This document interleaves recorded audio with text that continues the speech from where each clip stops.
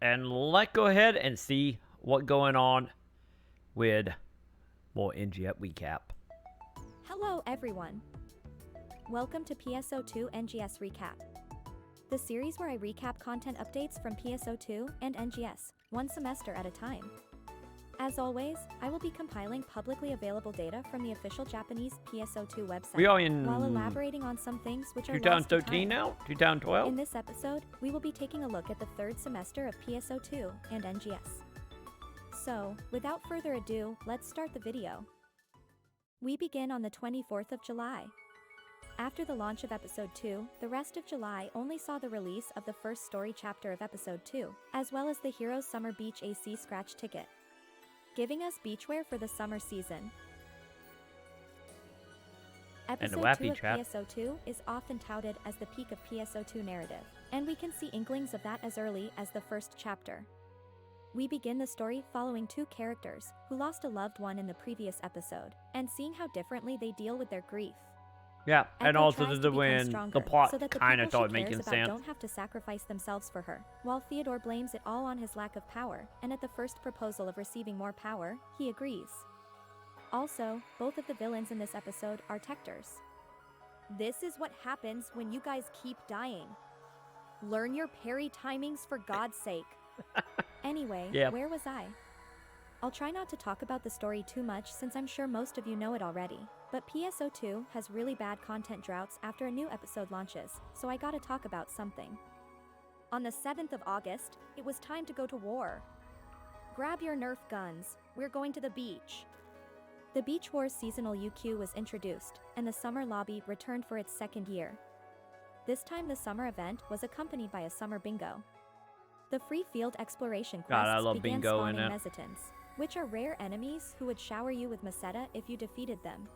Can you say We hi also to Captain received the Wild Chat? Ocean Pirates AC scratch ticket, giving us pirate-themed outfits and parts.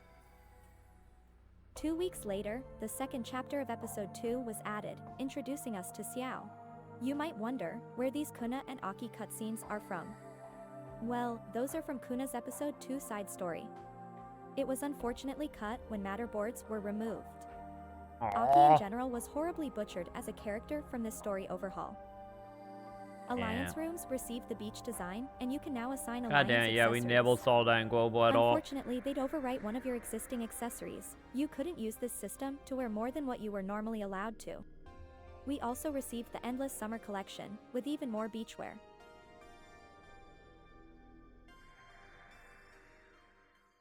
September 4th began with the moon viewing lobby and a new field area, the Abandoned Mines.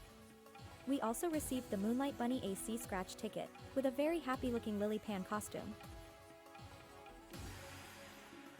Yeah, we already had the little butler, We right? received the third chapter of Episode 2, and more improvements to Alliance quarters.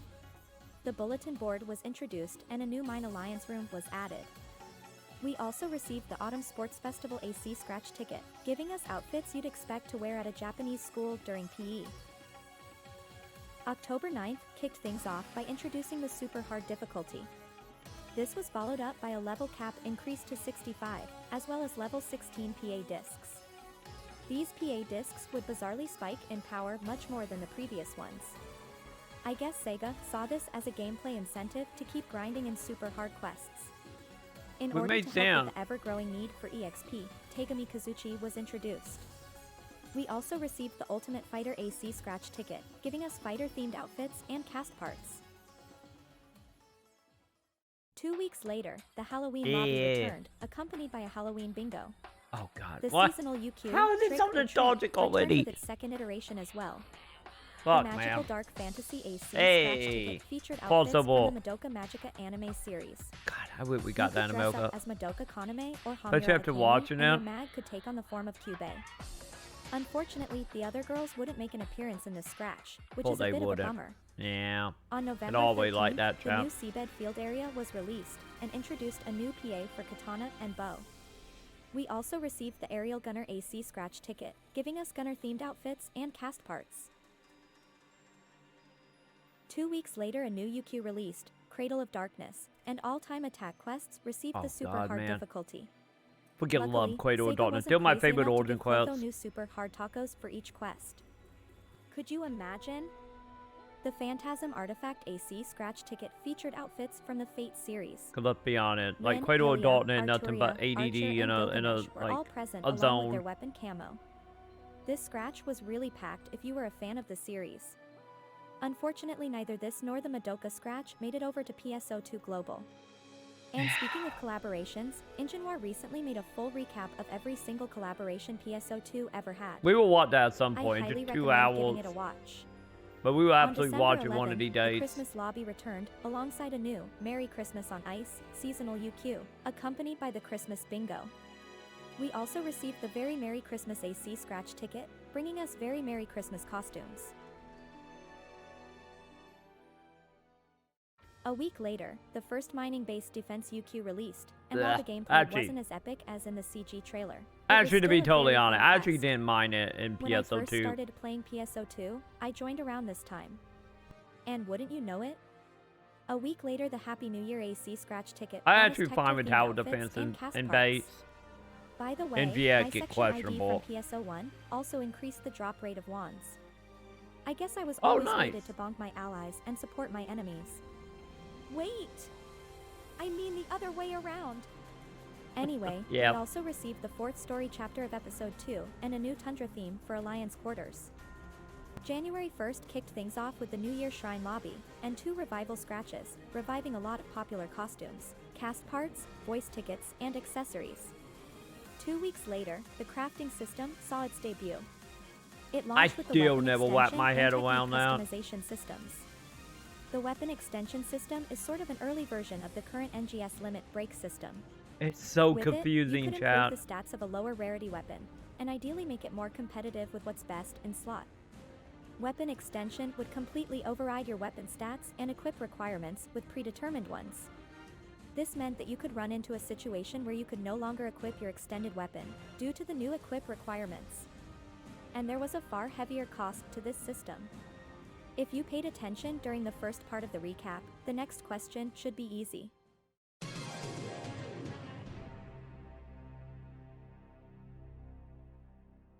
What did the weapon extension system remove from rare weapons? Hidden dat or deck bonnet, wasn't it? I think it was deck bonnet.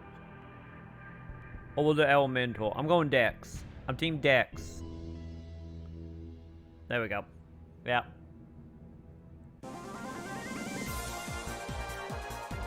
That's what I thought. Correct. The weapon extension system removed the hidden dexterity bonus. This meant that extending your weapon turned the damage variance from 90 to 100% to a depressing 55 to 100%. Ugh. I think the devs did this because they realized the hidden dexterity bonus invalidates too many mechanics. Nobody cared about the dexterity stat, and nobody cared about critical hits either. Since there was no Wait, bonus Sam. damage associated with crits like in NGS. This system was kind of dead on arrival. The crafting system also had technique customization. Now, this little system made playing tech classes an absolute nightmare. Each technique had 2 different options, each with different benefits and drawbacks. Not only was a good chunk of your damage locked behind a secondary system, but it was also RNG. Weapon Yeah. extending sucked, but at least it was ignorable. Technique customization sucked and was mandatory. Also keep in mind that Type 0 techniques and PA weren't added until Episode 4. The Tector meta had abandoned offensive techniques entirely and went Tector Hunter, so it was really just Force players who suffered from this system. But that's about it for PSO2's 3rd semester. Let's take a look at NGS next. We start out on the 15th of Yeah, June. it's safe to say a lot of NGS was mechanical introduced in to its that first update. memorable villain. I'm not talking about ancient enemies, though they were introduced this week as well. No, I am talking about Reso. Her Blizzardium exchange shop was pure horror. Fuck that, It'd man. take Yeah. 150 Blizzardium, 900 icicle orbs, and 60 ice. Alright. That whole time was like 2 they changed it. Well, you could get like trying to unlock a shop to get the enhanced enemy outside of Cabalus. Like, that for, like, months or two before they changed that. Actually, it might have been longer than that. It was just, like, a nightmare. I think it took me, what was it? Like, I streamed all this, so you can still see it on the channel over on YouTube. But I want to say that was, what, like, 4 days, 10 hours a day plus? And I barely got it unlocked? Like, don't get me wrong, it's like, the grind, because I said the problem I had with the grind then until now, is by locking the majority of the items you need, not counting unlocking Reso, of just, like, fighting the ancients and how much will require, like, yeah, that probably is the only time in, like, PSO, or in NGS, I should say, well, they try to give us a mechanic that I think everybody kind of wanted, was of course having something to grind towards that not RNG. But at the same time, it's like Sega went from like 1 to 1,000 on that in a matter of seconds. Cubes just to get one Kaisar weapon. You were guaranteed at least 27 Blizzardium weekly, but you could get some from the ice containers as well. Let's say you get 30 Which was weekly. also on dailies. That means it would take 5 weeks just to farm a single Kaisar weapon. Yeah. It took me over a month to get my Kaiser.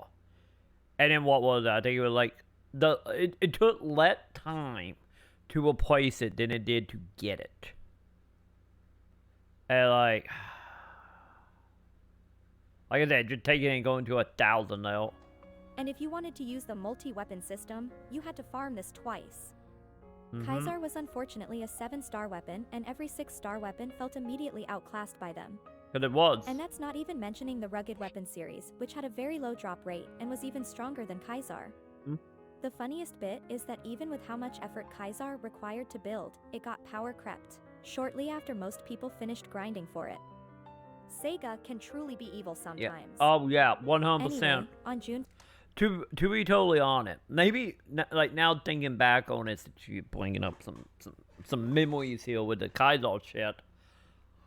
Maybe this now dwelling on it. Probably in a moment, I probably said it more than likely. Like I say, you can go watch my streams and see. But I think that probably was the moment that just like concrete in that doing a grind or doing a farm for any of this equipment or weapons is pointless in NGS. And the Kaiser kind of was the fourth thing that was like the slap in the face of that. Like, that just killed like all motivation on that for me, and I know plenty of other people as well. 15th, and we also RNG, received of a course. refined form for SG Scratch Ticket. By the way, for the sake of brevity, I will stop mentioning new mission pass seasons as I usually don't have much to say about them. We get one each month after all. If I mention a new SG ticket, just assume there is a mission pass to accompany it. A 4-player version of the Dark Falls UQ released the following week, in the form of a trigger you could only buy from Tim's newly added Alliance Badge Exchange. This quest had revamped attack patterns and a slightly remixed version of Meteorn's song, as well as a death penalty. It was a moderately difficult fight and the most fun I've had with NGS up till that point. We also Yeah, we received did the that, what, second once, original I think? Creations AC They were like, Scratch yeah, ticket, fine. featuring more player-designed cosmetics. Well, Worlds was not great, but that NGS. July 6th kicked things off with the PSO2 10th anniversary event. The event featured a new temporary special scratch ticket, which had NGS spec versions of Matoy's Innocent Cluster outfit and Persona's outfit. Innocent Cluster is my favorite outfit, so you could bet your N Meseta that I grinded this event until everything was account bound. Oh, That's I know what you I was did, talking lady. about last anniversary event. Less paid scratches, more gameplay rewards. South Elio received a field race, and the Peregrine-style AC scratch ticket was released as well, giving us Japanese-styled outfits and cast parts. The following week we received a new limited-time quest. It featured Rock Bear Geo, as well as Emp Rappy and the all-new Great Rappy. The Polar Raiment SG scratch I ticket give you was hug, released chap. as well, giving us outfits of Kavari's story characters. A week after that, South Kavari's also received a new field race, alongside the third original Creations scratch ticket.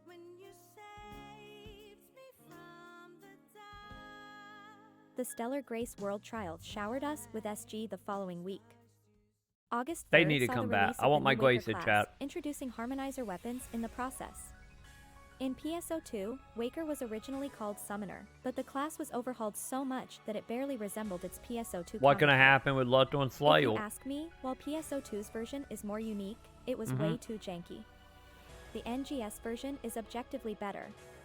We received a small That's still one of them things I agree with, but at the same time, I still really like Summoner and Base.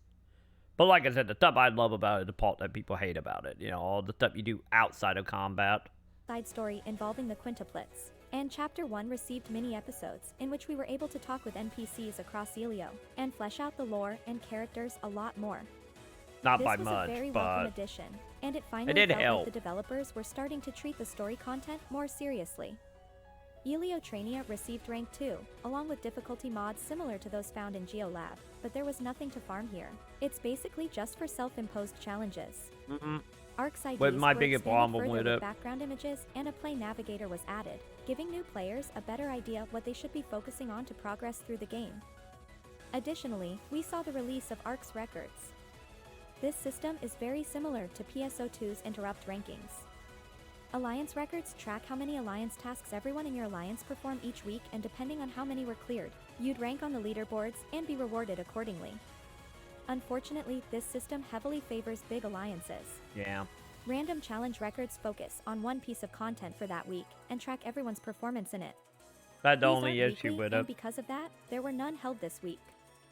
Generally speaking, I like the Arc's record system.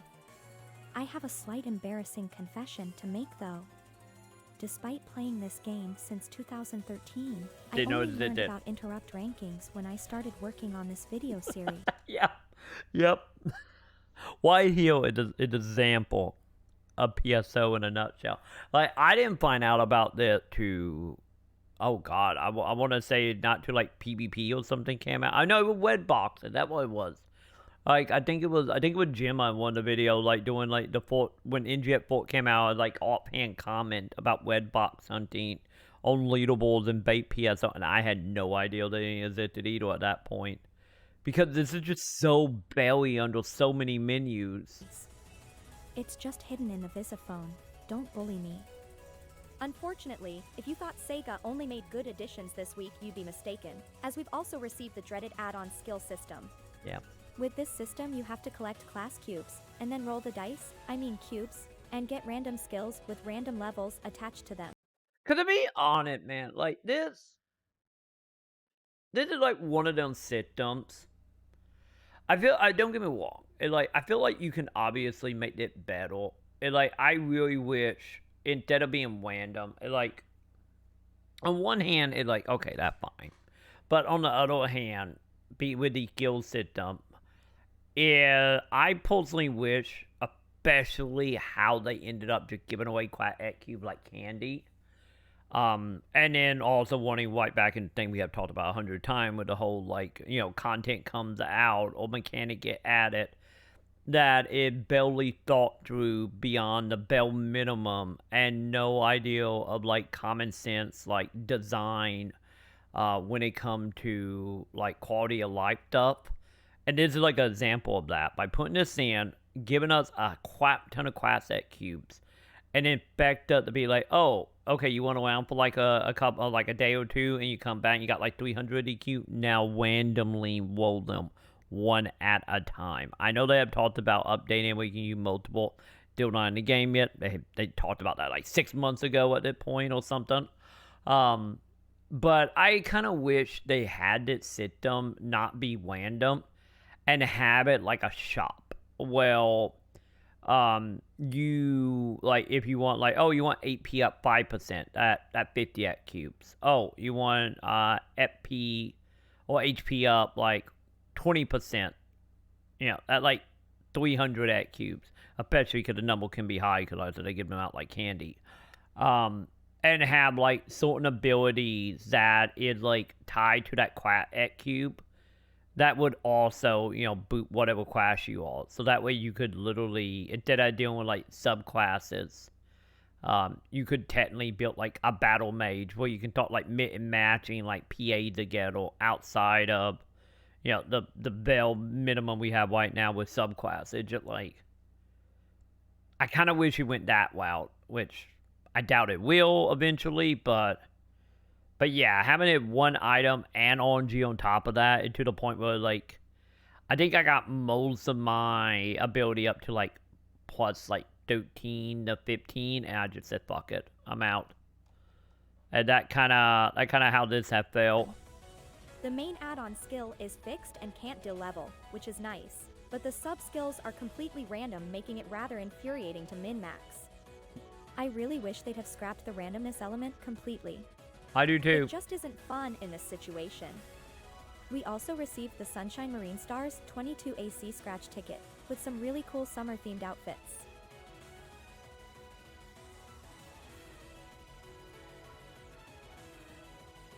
We also received the Waker Comparison SG scratch ticket and, oh my god. Nice. 2 weeks later, That we outfit received a ain't new great. class type, Trainia Advance, Cannonball Rumble. It focuses on the throw mechanic, introduced in Quarries, and you need to strike a fine balance between killing enemies and breaking targets within the allotted time. You'd be rewarded with class cubes, the new super augments, and a Yeah, few this is when they cosmetic start items. handing out like candy with Random that Arts quote. records began, and the first content to ever be blessed by this system was the Geometric Labyrinth. Each class had its separate solo rankings. We also received the 5th Refined Form SG scratch ticket, giving us more I still want the outfits from peg leg episode 4. outfit. But that's G, so that's not happening Mining until we Rig get Defense reprint it. Quarries released the following week, featuring the all-new boss enemy, Vardias. NGS And only been also using like collaborated what, with a 2 bunch of content, YouTubers 3 from content. Hololive Productions. Yeah, Can't really he'll tell you come. much about them because Yeah, he'll thought the corporate content creators crossover, which more power to them. Nothing against them as a content creator or anything, but you know, this is like when we started getting hints that if you're not tied to a corporation as a content creator, Elite Sega Japan don't really want to work with you beyond the bare minimum, like your name on the website and a tag to put over your head. I don't watch VTubers, I'm sorry. However, Popona was included in that scratch as well. Popona started out as the official VTuber for the game Adola, a Phantasy Star Saga. Unfortunately, didn't know game that. shut That was down, nice then. so now she is the official NGS VTuber. And that's where my knowledge about her runs dry. More than one I On had. September 7th, the moon gazing event returned with a new LTQ, Moonlight Invasion. This LTQ was a bit neat because it recreated events that happened a few years prior to the game. As a result, we'd get a little bit of new dialogue from Dad. I mean, Garoa. We also got the Moonlight Sanctuary 22. Wait, that quest actually took place beforehand? I thought it was a bug that he taught to us. When did they think that was previously? Whatever, Sega. AC scratch ticket this week, with more traditional Japanese garments. A new Cannonball Strike quest was introduced the following week. This one is a bit more competitive, as it featured difficulty modifiers in order to boost the amount of points you received. We also received the 6th Refined Form SG scratch ticket, featuring cast parts from that class I can't pronounce. A Etwa. week later, Central Elio and Raytem received new field races, and the Aerial Defenders Well, that's how I 22 always AC pronounce scratch it ticket anyway. released as well. I think it was the way JJ announced it back on Arc Random Owl. Arcs records were held for Cannonball Strike the following week. This time tracking a full party and the Stellar Grace event took place, wrapping up the updates for September. October was packed. On the 5th, the level cap increased to 65, and new ranks were added to all Raytem quests. PSE bursts now had a chance of triggering PSE Burst Forte, which spawned golden enemies exclusively. On We top ain't of getting that, them anymore. Chapter 2 mini-episodes were added, fleshing out more of the lore I feel and like I haven't characters seen of them in Raytem. forever. If there are two characters who benefited the most out of these mini-episodes, it's Dozer and Hottie. I really enjoyed learning more about those two. The ARC's ID system received new backgrounds and vertical camera rotation, giving you more freedom in designing your selfie for the card. NGS collaborated with Melty Blood, bringing us outfits of a few characters I know very little about, but Yeah. most importantly Arcuade. Hey, Why is more she fake so characters, important? so. Well, Nako Arc cosplays, of course. A week later, Nice. new ranks were added to all Kfari's quests. Ark's records were held for various field races, though unfortunately one of them had to be cancelled, because Wand was buffed so hard earlier this month that it actually broke. We also received the 7th Refined Form SG scratch ticket. I get not hackle, more like abusing a glitching. It was Ilia's turn to receive new ranks. The Monster Masquerade 22 AC scratch ticket was released as well, featuring more spooky outfits. To finish off the updates in October, we received a new trainee advanced quest, Ordinal Tower. The first 6 floors are nothing to write home about, but the 7th floor was actually interesting. The way this tower works is that there are 3 bosses in the tower, Bujin, Kelkundo, and and then it was, you get to choose. Which 2 bosses you kill, a door will open to a secret boss, in this case Vardia's and Frostil's sword. There are also many secrets throughout the area that can unlock Blastocyne or generally benefit your party in clearing this quest. It also had some nice cosmetics to chase, so there was definitely something to chew on. November for the most part, with the Autumn 22 event, bringing us the crisp probably the best Autumn example, LTQ. which it, To keep things fresh, this not quest great, swaps but spawnable enemies halfway it probably through is the event. best example of how The to do limited some Autumn loot. 22 special scratch ticket was released as well, giving us tons of weapon camos, as well as reviving some older mission pass items. We also received the Celestial Saint AC scratch ticket, featuring Harvest Deity and Cyber Ninja themed outfits. Ark's records for Ordinal Tower began the following week. We also got the 8th Refined Form SG scratch ticket, which brought back a lot of popular outer and basewear. And NGS really needs more good outerwear. New field races were added to West Kfari's and South Raytem the following week. NGS collaborated with the Overlord anime series. I haven't watched it. I haven't either, so don't feel bad. I just know that almost remind me of Final Fantasy 11 almost. Ark's records was held, this time for Cannonball Strike, solo, and per class. We also received the Snug Style AC scratch ticket, wrapping up the updates for November.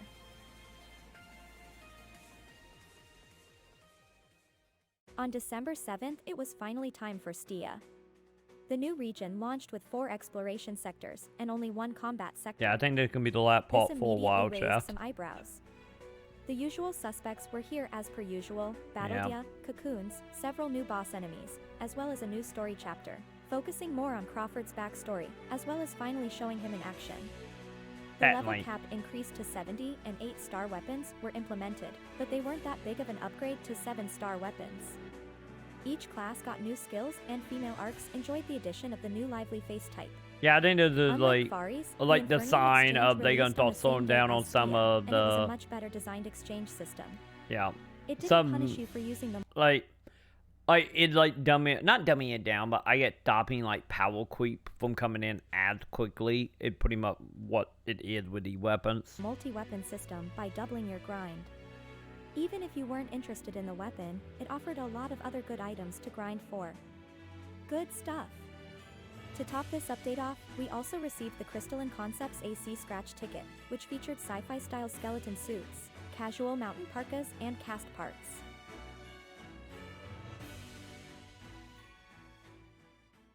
And that wraps up the 3rd semester for NGS. PSO2 really didn't have much going on this time around. With the benefit of hindsight, I can tell that this is normal. Yeah. Episode launches in PSO2 were always followed up by a content drought. It's kinda weird though, because I feel like this completely wastes the hype surrounding a new episode. Unfortunately, the weapon extension system was a failure, and Sega really wanted it to become a core element of the game. They even added a lot of weapon extension items into AC scratches, but losing the hidden dexterity bonus killed all potential it had. NGS, on the other hand, had something to they look want forward that to to carry almost the every game single week. hardcore. Be it an AC scratch, Ark's Records event, seasonal event, a new quest, or some story updates that fleshed out the world. It's kinda crazy looking back at how big of a difference Kfari's was in terms of content offerings compared to Elio or even Raytem.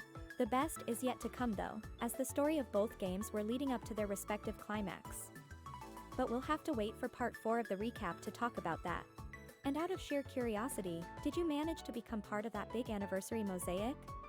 I did Me not, and my friends no. did, and I'm really happy to be part of the PSO2 history, even in such tiny form. If you enjoyed this video, please leave a like, comment, and subscribe to the channel. That way you won't miss out on any of my fantastically awful videos. I hope I'll see you Hey, in your the next updates one. are great. It's fine. Take care. We all love the retrospective heal. So like, yeah, I agree with that. Probably the downside PSO was or PSO2, wasn't it? Like, cause you look at like MMO, any back in them days of like what at that point 2012, 2013. Like any back then, you know, we had plenty of MMOs that would like release episode quote or also I get expansion because episode was technically kind of like expansions for the most part. But like in a lot of MMO, you know, like a week to experience that, and then you know we'll right into like raids and you know whatnot to you know keep people busy for a bit. As they you know wrap up you know whatever was left in the story for the most part. And yeah, I guess Sega was not good at that back then. I get they all a little bit better with it in NGS, like example with this, but I at the same time though is like I think she hit the nail on the head. Sega wanted the crafting system to be more than it actually was. But it's interesting to know why it technically fell in Japan, because I kind of feel in global. I don't know if it was just like the stereotype, since a lot of people who play global play JP, and it just was one of them things that got just written off before you know it even came to global. Because I know for me, the reason I never like dived heavily into it was mainly just because of how overly convoluted it seemed. And since nobody was like making videos on like how to operate it, I never technically learned how. So it's just like, okay, I guess it's not that big of a deal. It didn't seem like it mattered and drink that much. Again, Retrofit makes sense why. But yeah, good to know that you know that wasn't just a global thing. But yeah, like always, chat. Here you go. Well, the link. There's the link. Go support. Go show love. Cause I really do appreciate the retrospective, especially as someone who you know knew of PSO2, wanted to play it, never had a chance to, cause you know they just never brought it to America. And then over time, just like faded into the back of my head to the point of like, oh yeah, that happened, but never to a point of figuring out like, oh wait, we can do like VPN, we can do like fan subbing stuff, or fan translation stuff and play it. That you know that did not get brought to my attention. To like you know, it was always out for global, and I started like looking into it.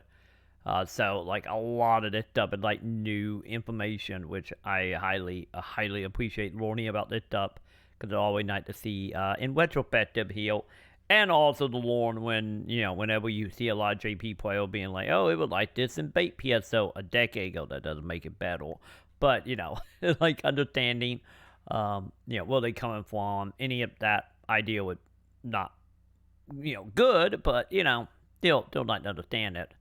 But yeah, nonetheless, go give some love, give some support, and we will see how long it takes for Part 4 to come out, and of course, you better believe we will cover it here on the channel when that time comes. So yeah, 100%. Be sure to give the love, chat.